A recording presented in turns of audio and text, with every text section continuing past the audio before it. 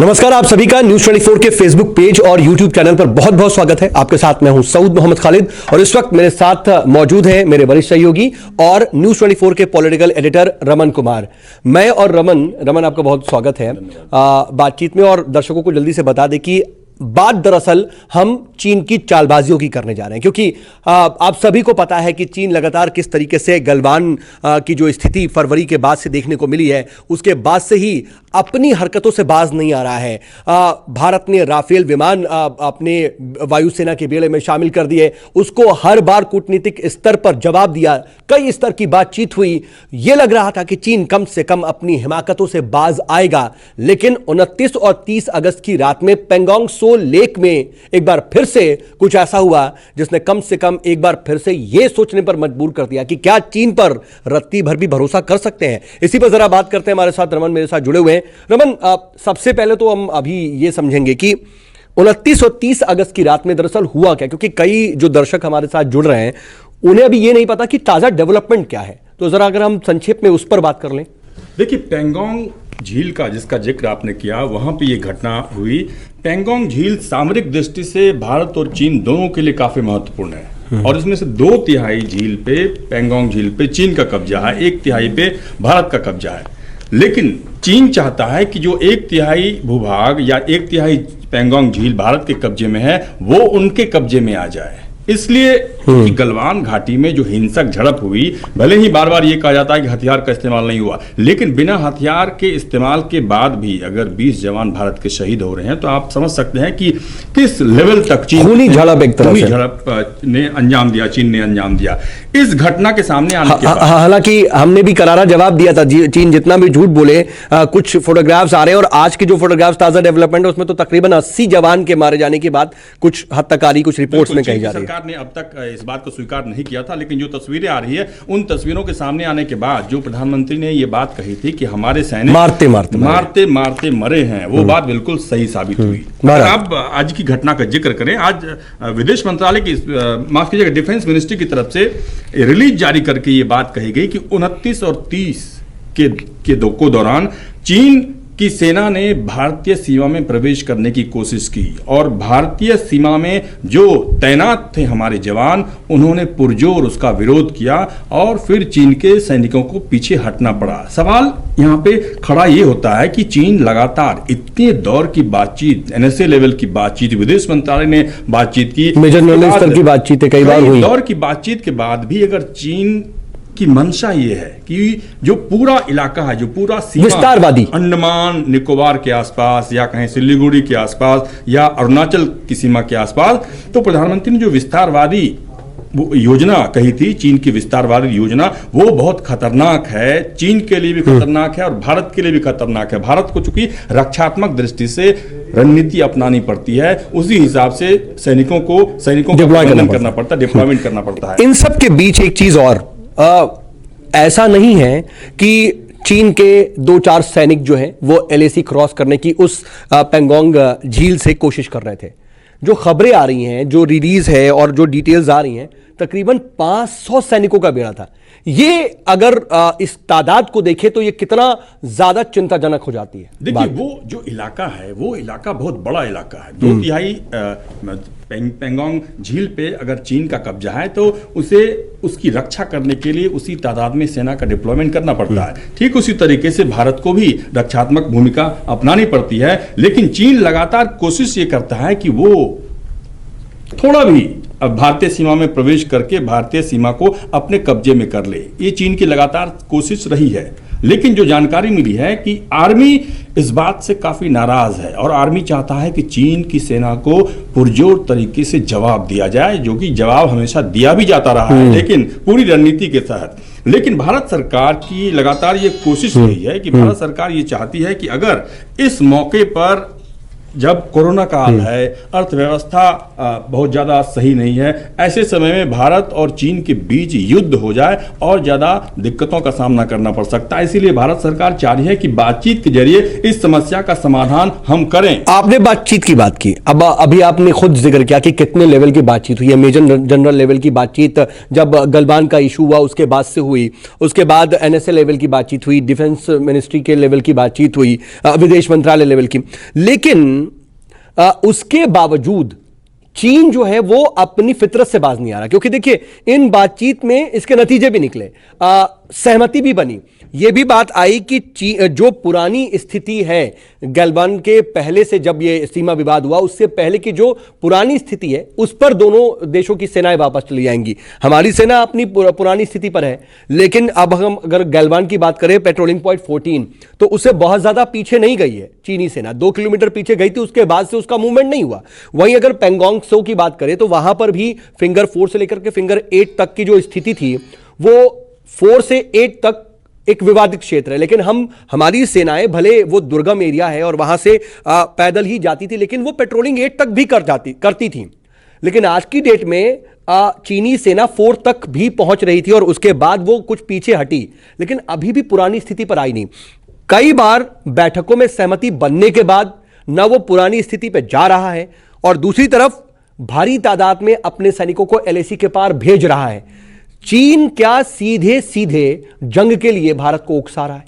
आप इसको देखें तो आप कह सकते हैं क्योंकि बौखलाया हुआ है चीन, क्योंकि गलवान घाटी में जो हिंसक झड़प हुई थी उसके बाद से भारत की सरकार ने कई कड़े फैसले लिए, जिसमें कई चीन की बड़ी कंपनी को बैन कर दिया भारत में व्यापार करने से, जिसके चलते उनको आर्थिक मोर्चे पर काफी परेशानियों का सामना करना पड़ रहा है और कई बड़े जो उनके अधिकारी हैं उनको यहां से बोरिया बिस्तर बांधकर वापस जाना पड़ रहा है। तो चीन को ऐसा लगता है कि भारत सरकार ने जो आर्थिक हमारे ऊपर बाड़ेबंदी की है, जिस तरीके से हमारे ऊपर प्रतिबंध लगाया, हमारी कंपनीज के ऊपर प्रतिबंध लगाया है, उसमें वो चाहती है कि भारत को सबक सिखाया जाए। सबक कैसे सिखाया जाए कि हम लगातार अगर नए नए हथियार, नए नए उपकरण या राफेल की तैनाती उस इलाके में मतलब लद्दाख के आसपास भी तैनाती का प्रपोजल है, जो कि रक्षा मंत्री राजनाथ सिंह जाएंगे और फ्रांस के भी रक्षा मंत्री आएंगे और उसके बाद ये कार्यक्रम को अमली जामा पहनाया जाएगा। ऐसे में चीन लगातार ये जताने की कोशिश कर रहा है कि भारत रक्षा मंत्रालय या रक्षा सौदों में जिस तरीके से लगातार फैसले कर रहा है, डिप्लॉयमेंट कर रहा है, उसको हम किस तरीके से जवाब दे। अच्छा, इसके पीछे एक और चीज मैं समझना चाहूंगा आपको, थोड़ा सा ब्रॉडर लेवल पर चलते हैं। ये सिर्फ भारत चीन तक ही सीमित नहीं रह गई है। चीन की जो विस्तारवादी नीति की अगर हम बात करें, उसका साथ दे रहा था नेपाल, उसके बहकावे में आ गया था। हमें पता है कि किस तरीके से नेपाल के सुर बदले हुए थे, लेकिन नेपाल के भी तकरीबन 7 जिलों को वो अपने क्षेत्र का बता रहा है। ताइवान पर किस तरीके से इस वक्त वो पूरी तरह से बल प्रयोग करके अपने हिस्से में करना चाह रहा है। चीन दरअसल क्या एशिया का दादा बनना चाहता है? क्योंकि देखिए ताइवान की मदद अमेरिका कर रहा है, किस तरीके से साउथ चाइना सी में इस वक्त बहुत ज्यादा हलचल है, बावजूद इसके वो उधर तो लगातार हरकतें कर रहा है, उधर लगातार उस मोर्चे को जिस तरह से भी हैंडल करना है अपनी कूटनीतिक और रणनीतिक हिसाब से वो कर रहा है, लेकिन इधर भारत में भी लगातार विस्तारवाद को अंजाम दे रहा है। असल में चीन की मंशा क्या नजर आ रही है? वो किसी का सगा तो है नहीं, ये तो साफ है। देखिए 1962 में जब युद्ध हुआ था उस वक्त भारत के प्रधानमंत्री जवाहरलाल नेहरू थे और चीन ने जो बातचीत हो रही थी उस बातचीत को तोड़कर उन्होंने युद्ध किया और उस वक्त के प्रधानमंत्री को काफी ज्यादा झटका लगा, काफी ज्यादा उन्हें ऐसी परिस्थिति का सामना करना पड़ा कि उन्हें उम्मीद नहीं थी कि चीन ऐसा धोखेबाजी करेगा। इसलिए अभी भी जब आप देखें कि सरकार की तरफ से लगातार बातचीत की जा रही है, नेशनल एनएसए की तरफ से बातचीत हो रही है, विदेश मंत्रालय की तरफ से बातचीत हो रही है, इसके बाद भी अगर वो किसी इलाके में घुसपैठ करने की कोशिश करता है, उसके सैनिक भारतीय सीमा में आने की कोशिश करते हैं, तो आप ये कह सकते हैं कि हमें उसी तरीके से अलर्ट रहना पड़ेगा और उसे मुंहतोड़ जवाब देना पड़ेगा। अच्छा, आपने डिप्लॉयमेंट की बात की। राफेल 5 राफेल का बेड़ा वायुसेना में शामिल हो चुका है। अभी उसकी लद्दाख में डिप्लॉयमेंट हुई नहीं है, लेकिन ऐसी खबरें हैं कि उसकी जल्द ही डिप्लॉयमेंट वहां पर कराई जाएगी। लेकिन अभी हम देखें होतान एयरबेस, जो कि लद्दाख के सबसे नजदीक और सबसे बड़ा एयरबेस है चाइना का, उसने वहां पर अपने J-20 तैनात कर दिए हैं। और ये जो 29-30 की झड़प हुई है, खबर यह है कि उससे पहले वहां पर तैनात किए गए और इस वक्त भी वो लगातार गश्त कर रहे हैं। इसका कोई संदेश या संकेत है क्या?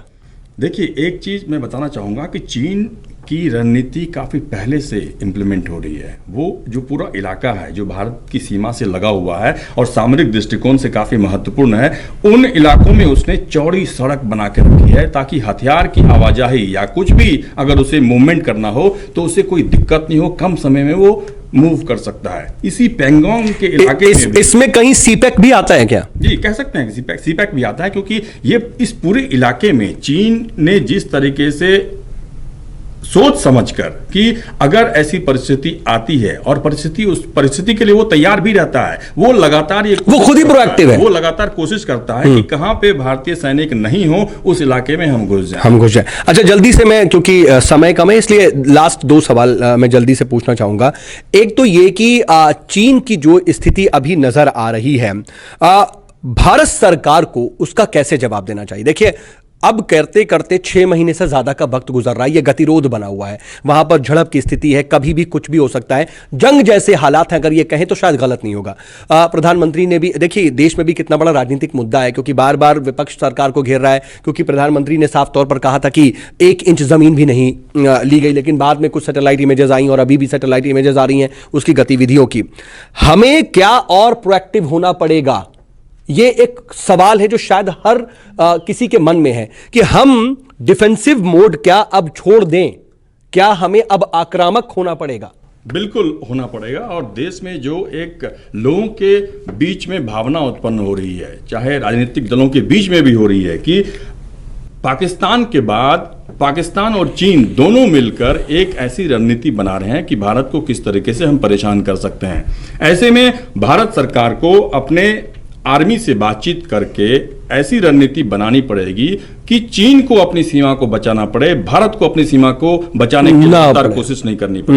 नहीं, बात तो ये है ना कि अभी प्रधानमंत्री भी इस बात को अच्छी तरह से समझ रहे हैं। मन की बात में उन्होंने साफ तौर पर कहा कि आतंकवाद और विस्तारवाद ये 2 बड़ी समस्याएं हैं। आतंकवाद पाकिस्तान की बात हो गई, विस्तारवाद चीन की बात हो गई। जिस वक्त प्रधानमंत्री मन की बात कर रहे थे कल, उससे पहले ही रात में यह हो रहा था कि जब लद्दाख में वो फिर से एंट्री करने की कोशिश कर रहा था। तो अब ये जो बातें हैं जो हम समझ रहे हैं, उस पर कितना हमें आगे वोकल होना पड़ेगा, ये क्या लगता है, आपकी समझ क्या कहती है कि क्या हमें कुछ क्लियर संदेश या संकेत देने पड़ेंगे? अब देखिए, आज लद्दाख के लेफ्टिनेंट गवर्नर ने मुलाकात की, राजनाथ सिंह से मुलाकात की और सारी रिपोर्ट उन्होंने दी, क्योंकि जिस तरीके से लगातार उसी इलाके में वायलेशन हो रहा है, चीन की तरफ से वायलेशन हो रहा है, चीन के सैनिक लगातार वहां पे सक्रिय हैं। ऐसे में हम सीमा को कैसे मजबूत कर सकें और मजबूत करने के साथ साथ कैसे चीन को तगड़ा जवाब दे सकें, इसको लेकर रणनीति सरकार के लेवल पर बनाई जा रही है। क्योंकि इस खबर के आने के बाद लगातार हमने देखा कि नॉर्थ ब्लॉक साउथ ब्लॉक में मीटिंग हो रही है और मीटिंग होने के बाद एक किसी अंजाम पे पहुंचा जा रहा है।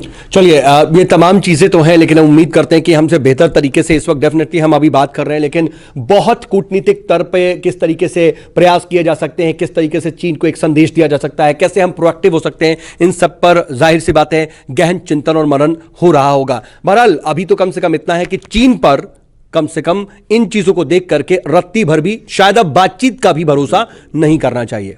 चलिए, बहुत शुक्रिया रमन हमारे साथ जुड़ने के लिए आपका, और आपने जो तमाम बातें कही इसके लिए। और उम्मीद करते हैं कि दर्शकों को भी ये वीडियो और ये जो हमारी चर्चा है वो पसंद आई होगी। अगर आपको पसंद आए हो तो ये आप ज़्यादा से ज़्यादा शेयर ज़रूर कीजिएगा वीडियो, हमारे चैनल को भी लाइक और सब्सक्राइब ज़रूर कीजिए। अभी के लिए इतना ही, धन्यवाद। नमस्कार, मैं हूं मानक गुप्ता। अगर आपको हमारा ये वीडियो पसंद आया हो तो इसे लाइक और शेयर जरूर करें, और हां, हमें सब्सक्राइब और फॉलो करना ना भूलें ताकि आप देश और दुनिया की कोई खबर मिस ना करें। तो जुड़े रहिए हमारे साथ और देखते रहिए न्यूज़ 24।